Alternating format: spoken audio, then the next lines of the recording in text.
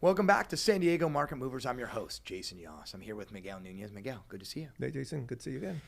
So Miguel and I were talking about the real estate industry as a whole backstage, and one of the main things that we were talking about in today's market is how do you sell your home and how do you price it appropriately to sell? So Miguel, talk to me a little bit about how you coach your client through this process.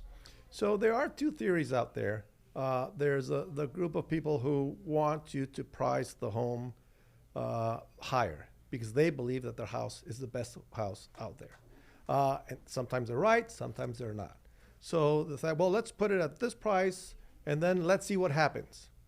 In this market, I recommend against that approach because in this market, if it's priced a little higher and a week goes by, 2 weeks go by, and we don't have an offer, then it becomes a little bit of a tainted property. In this market, you can't be more than 2, 3, 4 weeks without an offer.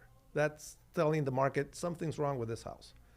What we recommend is, okay, let's look at the property. Let's look at 5 comps. And out of these 5 comps, let's see which ones are worse than yours and which ones are better than yours. And we do, well, these 2 are better, these 2 are worse, and you are right here. So what is the next best strategy to sell your house?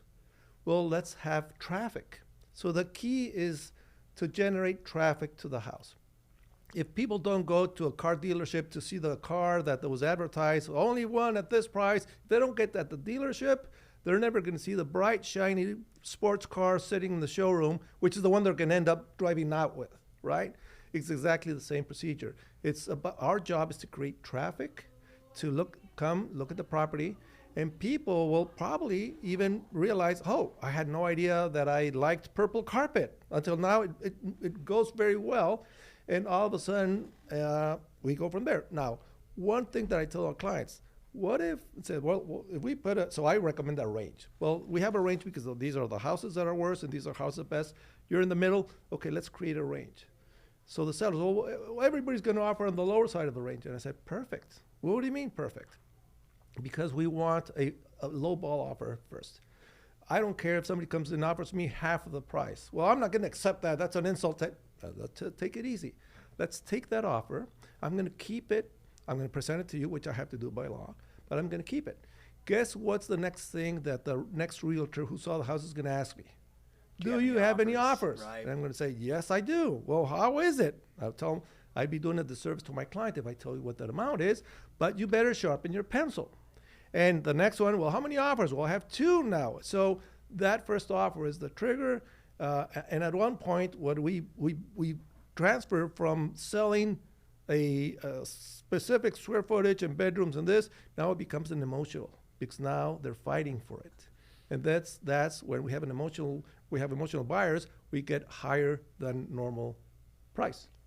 That strategy is amazing. And I was going to ask you if you use specific metric like square footage or bedroom and bath, but the way you described how you're generating offers, your listing price suggestion is to create offers and demand. Mm-hmm. That's a huge thing for our audience to understand. Yeah. And using the car dealership analogy. or if you want to go to the other side spectrum, that's how Christie sells diamonds or Sotheby's. The diamonds, I mean, do you really think that rock is worth the amount that it is? No, it's an emotional. Okay, what do you get when you buy this?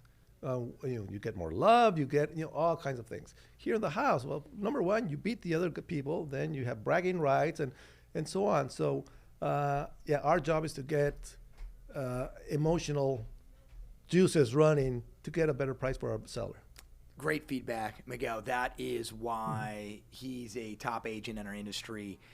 Thanks so much for being here. Thanks so much for that great insight on strategy. Everyone else, make sure you tune in next week.